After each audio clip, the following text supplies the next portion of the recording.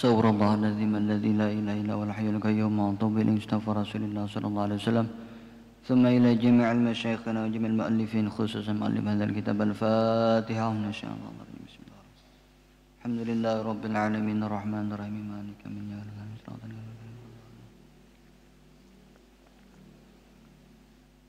Assalamualaikum warahmatullahi wabarakatuh.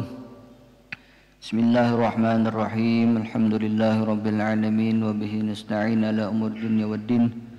Salatu wassalamu ala asyrafil anbiya'i wal mursalin sayyidina wa maulana Muhammad wa ala alihi wa sahbihi ajma'in. Alhamdulillah, pada malam hari ini kita dapat kembali berkumpul di masjid ini. Dan kebetulan alhamdulillah pada malam hari ini kita berada di bulan yang mulia, yaitu bulan Dzulhijjah, yang mana bulan Dzulhijjah ini salah satu daripada 4 bulan haram atau 4 bulan yang sangat dihormati. Jadi ada 4 di dalam setahun itu bulan-bulan yang disebut bulan Ashhurul Hurum, bulan-bulan haram. Yang pertama Rajab, yang kedua Dzulqa'dah, yang ketiga Dzulhijjah, dan yang terakhir Muharram. Dan kita berada pada bulan Dzulhijjah, salah satu daripada 4 bulan yang mulia tadi. Dan di bulan Dzulhijjah ini ada beberapa keutamaan, di antaranya disebutkan di dalam hadis Nabi, "Ma min ayyamin ahabbu ilallah ayyuta'abbada lahu fiha min ashritil hijjah ya'didu siyamu kulli yaumin min habi siyami sanatin wa qiyamu kulli lailatin min habi qiyami lailatin qadri." Tidak ada daripada hari yang lebih Allah cintai untuk dilaksanakan ibadah pada hari-hari itu melainkan daripada 10 awal Dzulhijjah. Jadi 10 awal Dzulhijjah ini merupakan hari-hari yang sangat mulia. Ibadah kita di 10 hari bulan Dzulhijjah ini lebih Allah cintai daripada ibadah-ibadah di luar daripada bulan Dzulhijjah.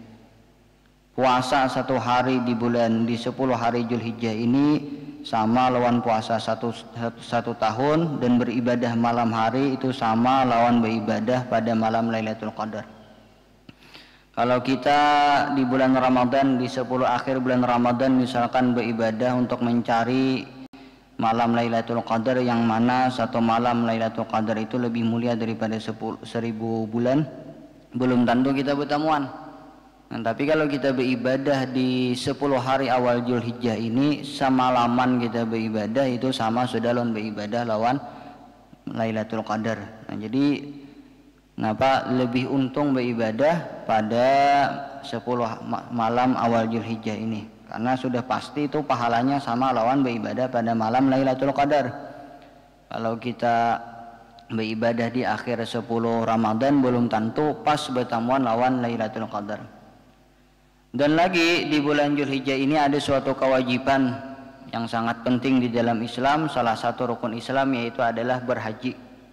Dan haji ini hanya bisa dilakukan di bulan Dzulhijjah. Dan ini menjadi dalil bahwasanya Dzulhijjah ini bulan yang mulia daripada bulan-bulan yang lain.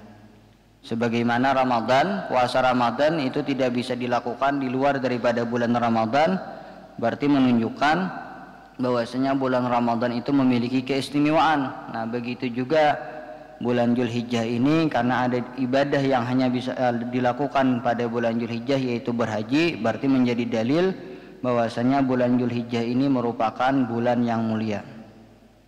Dan lagi di dalam bulan Dzulhijjah ini ada yang namanya puasa Arafah dan puasa Tarwiyah.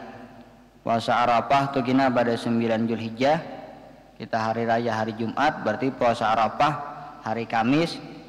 Dan sebelumnya lagi itu ada puasa Tarwiyah, yaitu pada hari ke-8 Dzulhijjah, berarti berbetulan lawan hari Rabu.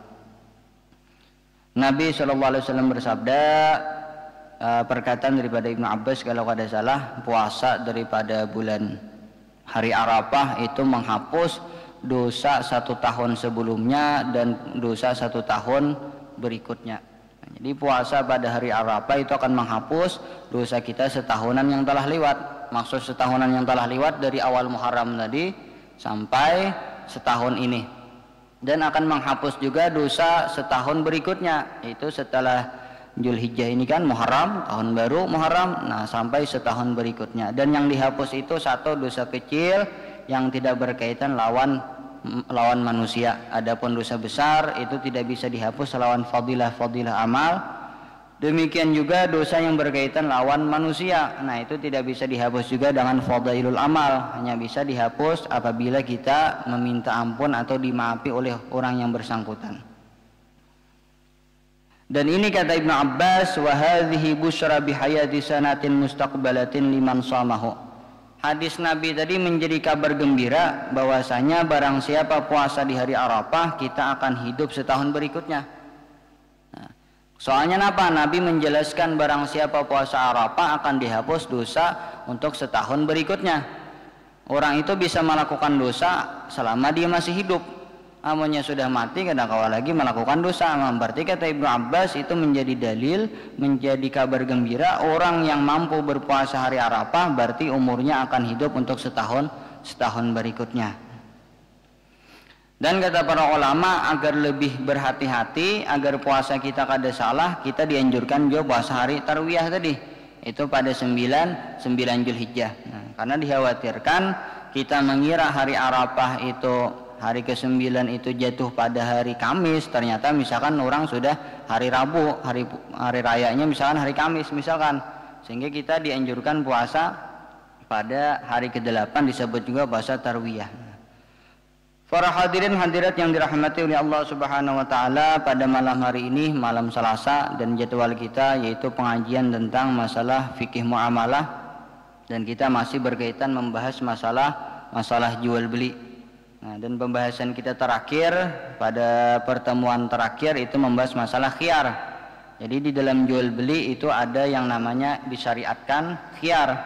Apa itu khiyar? Pilihan untuk melanjutkan jual beli atau untuk membatalkannya. Jadi ketika kita melakukan transaksi jual beli, nah itu kita masih bisa membatalkannya dengan beberapa catatan. Nah, khiyar itu dijelaskan pada pertemuan sebelumnya ada 3. Pertama namanya khiyar majelis. Jadi bagi orang yang melakukan transaksi, selama dia tidak meninggalkan tempat itu, selama kada berpisah lawan pembeli, antara pembeli dan penjual, maka selama itu juga dia boleh membatalkan jual beli. Ketika salah satu daripada pembeli atau penjual ingin membatalkan jual beli, maka salah satunya harus menerimanya, wajib menerimanya. Walaupun tanpa ada sebab. Misalkan datang ke toko, tiba-tiba misalkan beli baju, sebelum bulik tiba-tiba berubah pikiran kada hendak, kada jadi menukari baju. Nah, maka si penjual tadi wajib membulikan duit dan si pembeli wajib membulikan baju. Nah, dengan cara membatalkan jual beli. Ada juga yang kedua, itu namanya khiyar syarat. Nah, khiyar syarat ini ketika kita melakukan transaksi jual beli, menentukan beberapa syarat misalkan. Nah, maka ketika syaratnya kada sesuai lawan apa yang kita tetapkan, maka kita boleh membatalkan jual beli dengan beberapa syarat juga, dengan beberapa ketentuan. Di antaranya syarat-syarat yang kita tentukan itu harus jelas, dan batas maksimalnya harus maksimal 3 hari. Dan lagi barang yang kita jual beli dengan syarat khiyar itu yaitu tidak rusak barangnya sampai batas masa khiyar yang sudah kita tentukan, dan itu sudah dibahas pada pertemuan sebelumnya. Dan pada malam hari ini kita membahas khiyar yang ketiga, yaitu khiyar aib atau disebut cacat. Nah, jadi ketika si pembeli atau si penjual menemukan ada aib atau cacat pada barang yang ditransaksikan, baik itu berupa bayarannya atau barang yang dibeli di situ ada cacat, maka bagi si pembeli atau penjual itu boleh membatalkan jual belinya. Nah, cuman kita dijelaskan cacat yang seperti apa yang membolehkan kita membatalkan jual beli. Nah, ini ada ketentuannya. Kada semua cacat itu bisa membolehkan kita untuk membatalkan jual beli. Nah, jadi ada tiga sebab-sebab kita bisa mengembalikan barang gara-gara barang itu ada aib dulu. Yang pertama apa? apabila kita membeli sesuatu dan kita sudah tentukan syarat-syarat atau kriteria barang yang ingin kita beli, tiba-tiba misalkan barang itu kada sesuai lawan apa yang kita pinta, kada sesuai lawan pesanan kita, maka kita boleh membatalkan jual beli itu. Dan bagi si penjual, nah dia wajib menerima, wajib mengakuri apabila si pembeli ingin membatalkan jual beli. Dan ini sering terjadi misalkan pada kasus jual beli online. Kita misalkan memesan apa? Memesan tapih habis. Yang kita pesan warna hirang, soalnya datang warna putih. Tapihnya kada rusak ada, cuman kada sesuai lawan apa yang kita pesan. Nah ini kita boleh membatalkan. Dan bagi si penjual kada boleh kada mengakuri, harus menerima permintaan konsumen untuk membatalkan jual beli karena memang syaratnya kada sesuai. Kita memesan barangnya misalkan tapih habis tadi warna hitam, yang datang misalkan warna putih. Atau nukar sepatu, nukar sandal, yang kita pesan nomor 38, sekalinya yang sampai apa nomor 42, kada sadang kan. Nah ini bagi si pembeli boleh membatalkan jual beli. Arti boleh kada wajib. Seandainya kita memesan barang misalkan sepatu, sandal, dan ukuran yang kita pesan tadi misalkan ukurannya 38, yang sampai 42 kita kada hendak bermunyak-munyak, biar aja kita kina aku kada sadang ku jual ke lain atau ku beriakan lawan siapakah nang sadang sandal ini. Nah ini kada jadi masalah. Tapi seandainya si pembeli ingin membatalkan jual beli, si penjual wajib mengakurinya, wajib mensetujui untuk membatalkan jual beli itu. Ini sebab yang pertama, kita boleh membatalkan jual beli gara-gara ada aib. Jadi kada sesuai lawan apa yang kita pesan, itu termasuk aib yang boleh kita membatalkan jual beli. Sebab yang kedua yang membolehkan kita membatalkan jual beli gara-gara ada aib, yaitu apabila ada perbuatan yang bersifat untuk menipu si pembeli. Nah maka ketika kita mengatakan bahwasanya barang itu kada benar dan kita kada tahu gara-gara ditipu, nah itu kita bisa membatalkan jual beli. Nah apa misalkan padahal barang ini misalkan KW tiruan, nah lalu misalkan dipadahakan orang ini asli, lalu dikutaki orang, diberi orang merek label asli. Nah ini kan berarti orang menipu kita. Padahal kan asli, padahal KW. Setelah kita mengetahui barangnya ternyata KW, kita boleh membulikakan atau membatalkan jual beli itu. Nah, apalagi misalkan contohnya, padahal barangnya sudah pernah dipakai, kada hanyar lagi, barang sikan, padahal kan orang hanyar. Nah, dikutaki orang tadi misalkan, nah diberi merek, label dan lain-lain sebagainya, dikira kita tadi barangnya hanyar, orang pemadakan hanyar, sekalinya itu barang itu sudah pernah dipakai. Atau misalkan lagi jual beli binatang, menjual ayam misalkan, menjual kambing nih kan parak nih, orang rami berkorban menjual sapi, padahal sapi, kambing atau ayamnya nih garing, perkiraan tuh beberapa hari lagi mati, namun dibiarkan mati kada jadi duit, jadi dijual misalkan.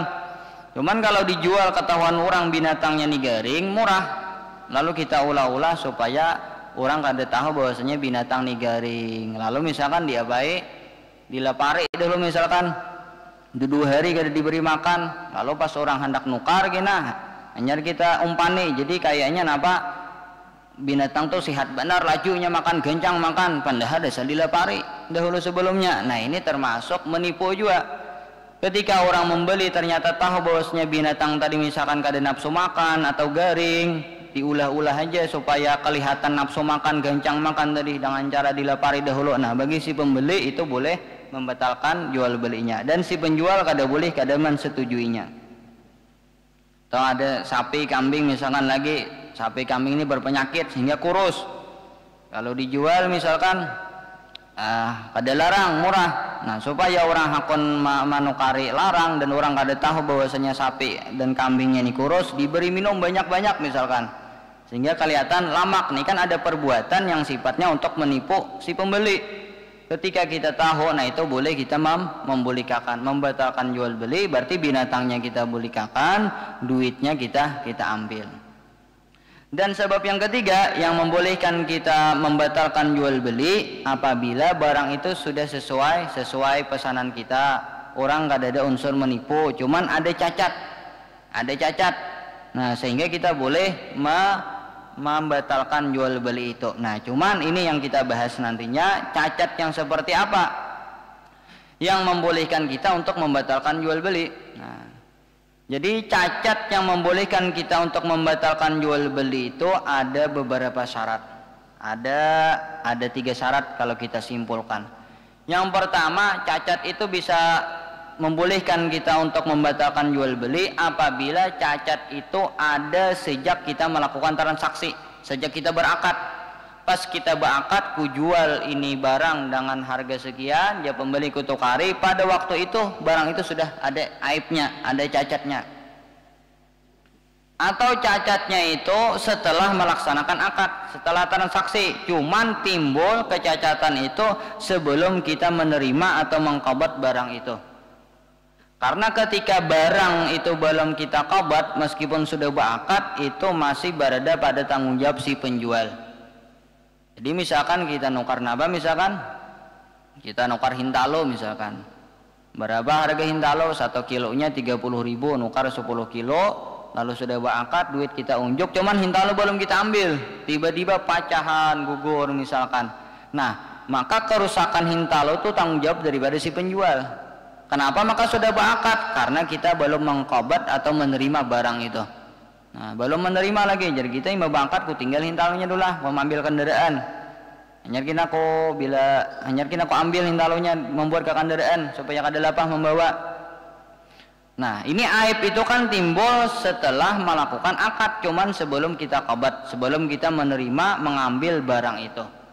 Selama barang itu belum kita qabad, belum kita ambil, status kepemilikan hintalo tadi masih belum berpindah, masih milik orang si penjual. Nah, jadi syarat yang pertama, aib yang membolehkan kita membatalkan jual beli apabila aib itu ada sejak lama. Arti sejak lama itu masih di tangan si penjual. Waktu kita berakad sudah ada aibnya. Atau setelah berakad, waktu berakad kada aib tadi, cuman apa, barang tuh kada langsung kita ambil, tiba-tiba ada aibnya. Nah, lalu setelah si pembeli mengambil barangnya ternyata ada aib, lalu si pembeli komplain ingin membatalkan jual beli, si penjual kada boleh kada mengakuri. Ini syarat yang pertama. Jadi bila aibnya itu ada setelah dilaksanakan akad dan setelah barang itu diambil oleh si pembeli, lalu barang itu rusak, ada cacatnya, nah ini kada tanggung jawab si penjual lagi. Nukar kendaraan misalkan kredit, sudah berakad, beansuran selama 2 tahun, imbas sudah dipakai sebulan ternyata rusak, tanggung jawab siapa itu? Itu tanggung jawab si pembeli, karena rusaknya itu, cacatnya itu ada setelah dilaksanakan transaksi, setelah dilaksanakan akad, dan setelah adanya pengqabatan, setelah barang itu diambil. Nah, seandainya misalkan kita nukar barang, nah lalu barang tadi ada cacat, ada aib, komplain kita kepada si penjual, nah jadi kita nih barang nih rusak, nah aku kada jadi menukari, bolehkan duitku, nah barang ikam semalam, dia penjual, rusaknya itu bukan dari kami. Waktu kami menjual barang itu masih baik saja, barang ini rusak sudah berada di tangan ikam. Nah, ini bagaimana? Sedangkan antara pembeli dan penjual masing-masing kada ada memiliki bukti. Kalau si penjual ada memiliki bukti bahwasanya barang itu waktu dijual masih baik, rusaknya hanya pada waktu di tangan pembeli, maka yang dibenarkan si penjual. Nukar apa contohnya? Nukar lampu, nukar bol misalkan. Nah, nukar 2 hari kemudian datang orangnya nukar tadi, lalu komplain kepada si penjual, jadi si pembeli, nah lampu ini kada mau, aku kada jadi menukari, bolehkan duitku, nah lampu ikam semalam. Lalu jar si penjual, lampu ini pas aku menjual semalam baik, kada baiknya nih pas sudah di tangan ikam aja. Kenapa buktinya? Buktinya semalam sebelum aku menjual, ku coba dulu baik. Nah, berarti kan si penjual ada bayinah, ada dalil, ada bukti. Nah, maka yang dibenarkan si penjual. Berarti si penjual kada bertanggung jawab lagi mengganti lampu nang rusak tadi. Atau nang ada bukti siapa? Si pembeli. Adapun si penjual kada ada bukti, maka yang dibenarkan si pembeli.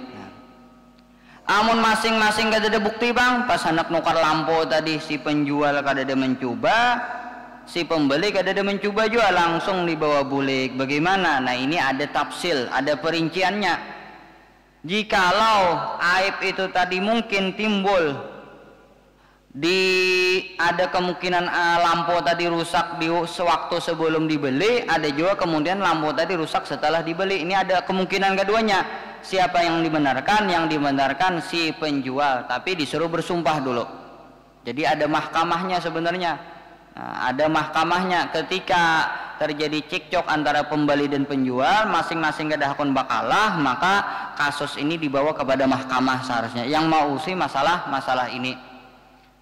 Dan ketika masing-masing kada ada memiliki bukti dan barang itu mungkin ada aib di tangan si pembeli dan ada juga mungkin barang itu ada di tangan penjual, kemungkinan keduanya ada.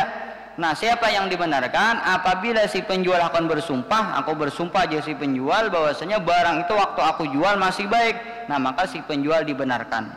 Berarti si penjual kada wajib mengganti atau bertanggung jawab tentang kerusakan lampu tadi.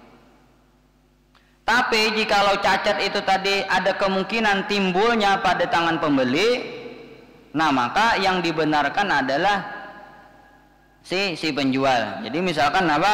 Si pembeli dan si penjual komplain sama-sama, si pembeli komplain.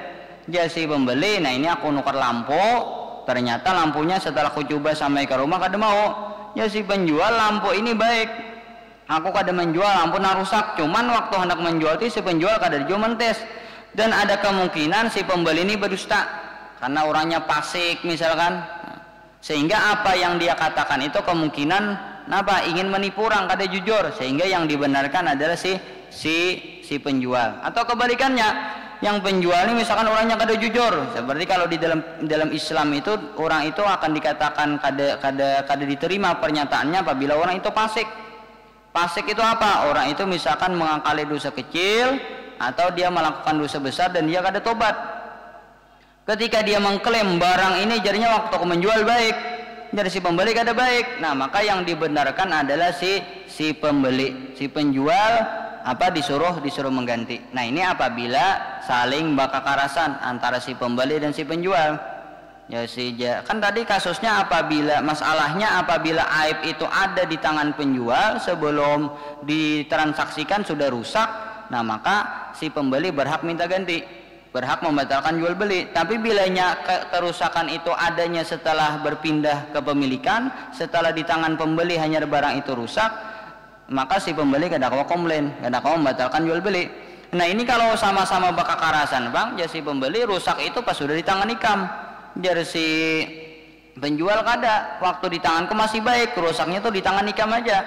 Amun salah satunya ada berisi bukti, inya dibenarkan, inya yang dimenangkan. Misalkan tadi si penjual ada memiliki bukti, sebelum dijual dites dulu, nah berarti si penjual yang dimenangkan, maka dia si penjual kada wajib mengganti, kada berhak menerima mensetujui untuk pembatalan jual beli. Amun masing-masing kada ada berisi bukti dan kemungkinan keduanya ada yang benar, si pembeli mungkin benar, ada juga bahwasanya aib itu setelah di tangan si kemungkinan benar si penjual ini ada, bahwasanya aib itu adanya setelah di tangan penjual, dan kemungkinan si penjual ini benar pun ada juga. Nah maka yang dibenarkan siapa? Si penjual, tapi disuruh bersumpah dulu. Jadi si hakim ikam hakunlah bersumpah bahwasanya barang yang ikam jual itu kada ada aibnya waktu ikam menjual. Hakun dia si penjual bersumpah, maka si penjual dibenarkan. Nah maka si pembeli kada kawa membatalkan jual beli itu lagi. Tapi bilanya salah satu daripada si penjual dan si pembeli itu ada kemungkinan benar, maka itu yang dimenangkan.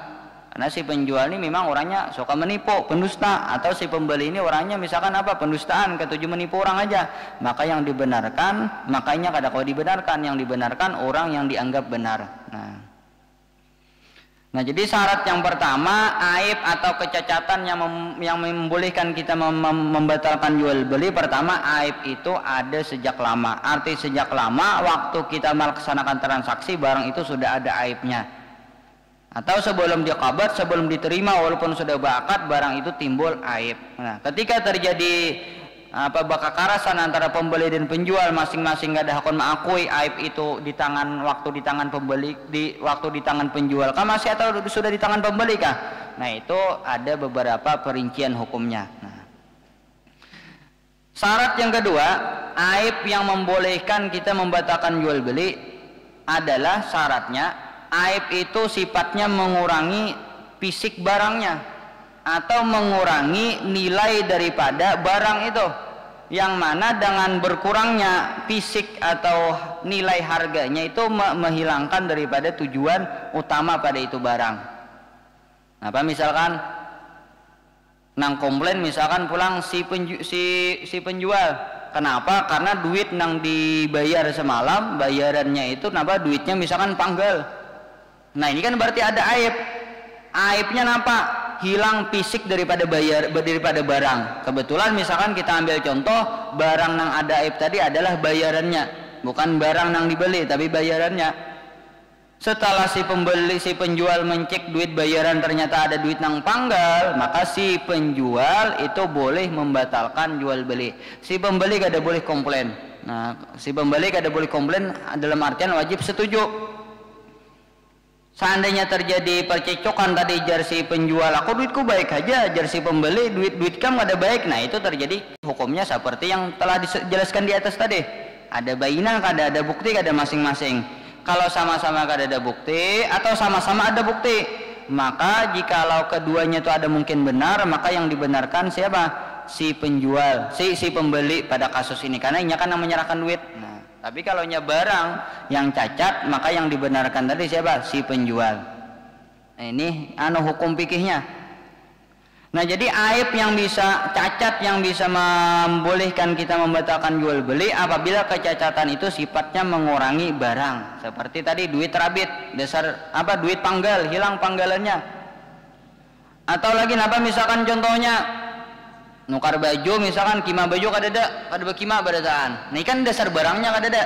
Nah dasar barangnya kada, dasar kimanya kada.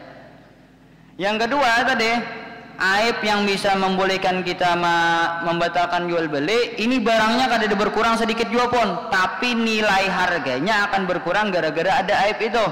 Misalkan tadi contohnya sapi misalkan, atau binatang apakah, kada ada nambah kurang sedikit juga pun, batisnya sapi tetap 4, batis ayam tetap 2, buntutnya tetap ada, cuman sapinya garing, harganya kan bermurah.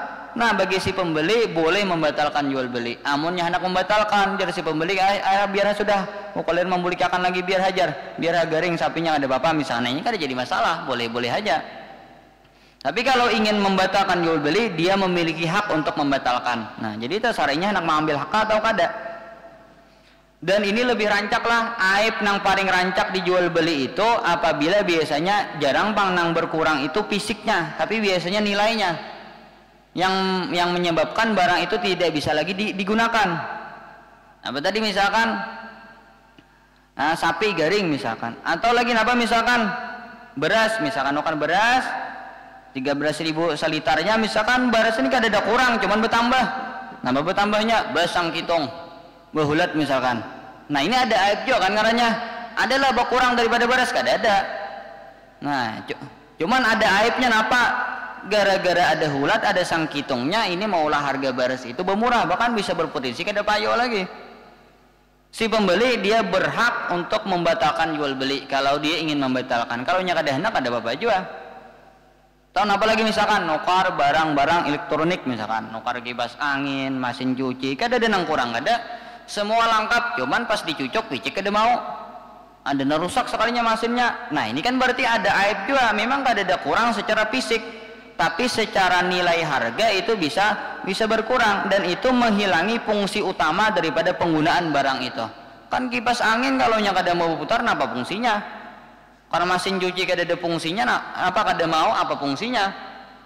Nah apalagi misalkan nukar buku, kalau bubuhan pesantren itu rancak nukar kitab, ada 1 halaman 2 halaman yang hilang, kan fungsi daripada kitab itu hilang gara-gara sehalaman 2 halaman tuh kada kau lagi dibaca. Lain halnya ada kekurangan fisik atau kekurangan nilai daripada harga barang, cuman kadang mempengaruhi daripada fungsi utama daripada barang itu. Misalkan nukar buku, nukar kitab, ada beberapa lembar nang hilang, cuman nang hilang ini bagian halaman nang kosong. Nang hilang nih bagian halaman nang kosong, bukan bagian halaman nang berisi. Kan kada jadi masalah juga itu kada ada. Nah ini kada bapak, kada apa ngarannya aibnya itu kada membolehkan kita membatalkan jual beli. Atau napa lagi misalkan nukar baju, kebetulan baju itu bagian pinggir sini ada kimaknya. Kalau kimaknya kada ada, nah ini fisiknya kan berkurang. Kima kada ada kan nampak barangnya tuh kada ada. Cuman kada berpengaruh jualan baju, masih kau dipakai kan. Nah ini kada termasuk aib yang membolehkan kita membatalkan jual beli. Nah jadi kada semua kecacatan, kada semua aib itu membolehkan kita membatalkan jual beli. Ada kriteria-kriteria aib, kecacatan yang memboleh kita membatalkan jual beli. Yaitu diantaranya apa? Cacatnya itu sifatnya berkurang fisik daripada barang yang kita tukar. Baju kada ada kimaknya misalkan, atau sandal kada ada talinya, atau misalkan baju kada ada resletingnya kan. Nah, atau kada berkurang, kada fisiknya, cuman nilainya berkurang, harganya mengurangi akan harga dan menghilangkan tujuan utama daripada fungsi barang yang kita tukar. Tukar HP kada ada nambah kurangnya, kada baterainya ada, tombolnya lengkap, cuman kada mau hidup kan. Ini secara fisik memang kada berkurang, tapi secara harga amunnya HP itu antara yang masih baik, masih hidup, lawan yang kada baik lagi itu jelas berbeda harga. Dan menghilangkan fungsi daripada tujuan utama pada itu barang yang kita tukar. Nah, amun kada menghilangkan fungsi tujuan utama kada apa-apa tadilah. Misalkan tadi kita nukar buku ada halaman yang hilang, kebetulan yang hilang itu hanya bagian halaman-halaman yang kosong. Kan biasanya ada buku tuh halaman kosongnya, itu yang hilang nih kada jadi apa-apa, kada jadi masalah. Nah, atau misalkan yang hilang hanya variasi-variasinya aja, kada menghilangkan tujuan utama daripada fungsi barang itu. Seperti misalkan nih kan baju nih pinggiran ini ada kimaknya, hilang kimaknya kada merubah kan pemakaian baju. Kalau dipakai aja nyaman aja masih. Nah lain kalau kima yang di sini kada ada, ini bisa terbuka kan jadinya. Tapi kalau kita kada nak komplain biar kima sebuting itu aja. Imba ku pasangi ku ganti kada apa baju, kada apa boleh aja itu. Ini seandainya hendak komplain, nya boleh. Hendak membatalkan jual beli, nya ada hak. Nah. Syarat yang ketiga, syarat aib yang ketiga kita boleh membatalkan jual beli apabila pada kebiasaan barang itu memang jarang ada timbul aib. Kalau kita nukar barang, ternyata barang itu ada aibnya dan kebetulan misalkan pada barang itu memang rancak ada aibnya. Nah ini kita aib yang seperti itu tidak bisa membatalkan jual beli. Apa contohnya misalkan nukar asam. Asam ini biasanya rancak kalau behulat tuh rancak. Nukar asam tiba-tiba kuyak misalkan bahulat, apakah hulat yang ada di dalam asam itu membolehkan kita untuk membatalkan jual beli? Ini kada boleh. Soalnya asam itu bahulat ini rancak aja. Asam napa rajin rancak bahulat tuh? Asam na murah-murah rajin kan? Atau ada rambutan yang lumuan tuh misalkan bahulat. Nah ini rancak aja memang rancak bahulat juga orang. Nah jadi kalau inya aib atau kecatatan itu memang rancak ada pada barang yang seperti itu, tiba-tiba kita nukar ada aib yang seperti itu, nah ini kita aib yang seperti itu tidak boleh membatalkan jual beli. Harus yang jarang memiliki aib. Termasuk contohnya juga kalau di dalam kitab Takratus Sadidah ini nukar motor bakas. Ternyata ada aibnya. Apa aibnya? Oh motor tuh badampol sudah. Motor bakas tuh badampol memang rancaknya orang bila hendak menjual motor bakas tuh biasa didampol orang. Lain halnya motor bakas didampol padahal kan hanyar. Nah ini ngarannya menipu. Ketika kita tahu motor ini sudah pakaian, sudah ada rusaknya padahal kan hanyar, nah ini kita boleh membatalkan jual beli. Tapi jar orang motor pakaian, orang kada dimadakan juga bedampol atau kada. Kira kita nih masih kayak hanyar kan, kada pernah didampol-dampol, ternyata sudah didampol orang. Nah ini kada boleh juga. Menurut kitab Takratus Sadidah ini kada boleh aib yang seperti itu tidak bisa untuk membatalkan jual beli. Karena pada kebiasaannya memang motor-motor bekas itu biasanya didampol orang supaya kelihatan hanyar. Nah ini. Nah jadi syarat itu 3 syarat tadi aib yang bisa membatalkan jual beli. Yang pertama tadi aib itu ada pada tangan si penjual sebelum kita tukari sudah ada aibnya, atau setelah dilaksanakan akad sudah akad, cuman barang kita belum mengambil. Sekalinya yang bakat tadi barang yang kita tukari tadi timbul aib, ke aibnya misalkan. Nah, baik tadi aib itu sifatnya mengurangi fisik barang atau hanya bersifat mengurangi fungsi utama daripada barang itu. Dan syarat yang ketiga, biasanya pada jenis barang yang kita tukar itu jarang ada aibnya, sehingga tiba-tiba kita nukar ada aib, misalkan ada kecatatan, nah ini bisa menyebabkan kita boleh membatalkan jual beli itu. Dan si penjual ini kada boleh ma'kuri, wajib hukumnya ma'kuri.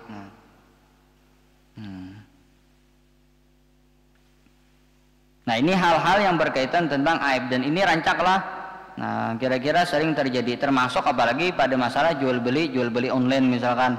Rancak benar tadi kada sesuai kriteria. Kalau jual beli online ini kan kita pesan tadi misalkan barangnya warna hitam, yang datang warna putih, misalkan yang kita pesan nomor sandal 238, yang datang nomor 41 misalkan, kan kada sadang. Atau misalkan ada aib, tapi rancakannya biasanya kalau pada ada aib ini rancaknya jarang. Aib itu sifatnya kekurangan fisik, tapi kekurangan fungsi yang menyebabkan harga itu berkurang. Makanya bagi si penjual supaya aman, bagi si penjual lah, sebelum diserahkan itu dicoba dulu. Orang nukar lampu, coba dulu. Bilanya lampu tuh mau, berarti kita aman. 2 hari, 3 hari kemudian orang datang komplain, nah ini kita kada wajib mengabulkan keinginan orang ingin membatalkan jual beli tadi. Tapi seandainya kita ini orangnya baikan, kada purunan, kita akuri orang hendak membatalkan, padahal aibnya munculnya bukan di waktu di tangan kita, sudah ditukari orang hanya ada aib nih, kada bapak, lebih ganda lagi pahalanya. Nah, nukar TV, nukar kipas angin, mesin cuci, barang-barang elektronik tuh kan, ini bagus dicoba dulu. Nah ini menjadi bukti bahwasanya barang itu waktu kita jual itu baik.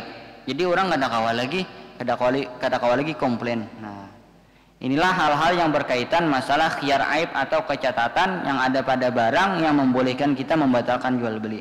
Dan masih ada lagi pembahasan masalah khiyar aib ini. Nah, jadi ada lagi syarat-syaratnya kita lah.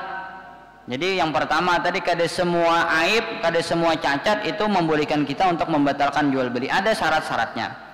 Ketika syarat atau kriteria aib itu terpenuhi, ada syarat-syaratnya lagi yang harus kita lakukan agar kita bisa membatalkan jual beli. Nah, cuman kita kada cukup waktu untuk menjelaskannya. Insyaallah kita lanjutkan pada pertemuan berikutnya, setengah bulan akan datang. Karena sudah sampai isya kan, mungkin cukup sampai di sini dulu apa yang ulun sampaikan. Mudah-mudahan bermanfaat bagi kita semua. Seandainya ada salah kata, khilaf dan lain sebagainya, banyak-banyak mohon ampun dan maaf. Dan mudah-mudahan kita bertahan diampuni dosa-dosa kita. Ala hadhihi niyah wa kulli niyatin salihah illa hadan mustafa Rasulillah sallallahu alaihi wasallam. Al-Fatihah. Minasyaitonir rajim.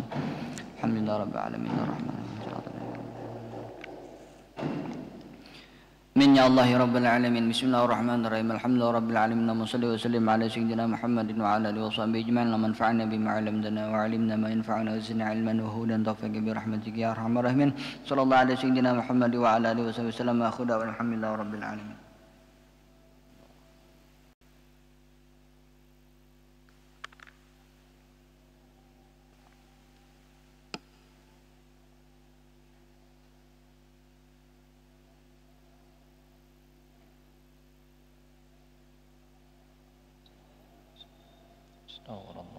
Astagfirullah.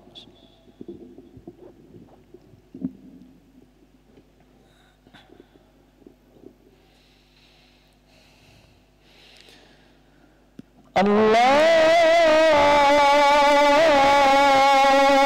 Akbar,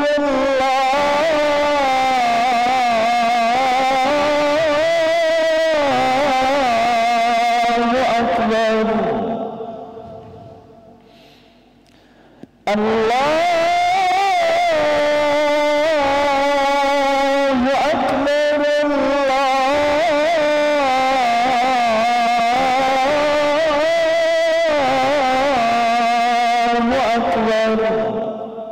Akbar.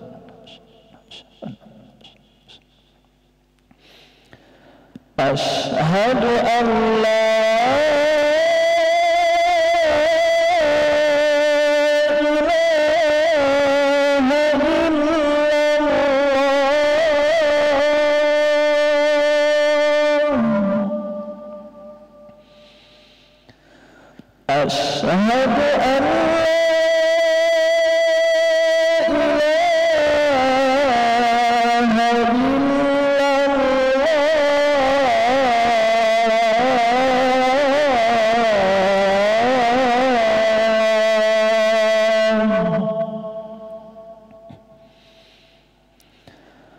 أشهد أن محمد رسول الله.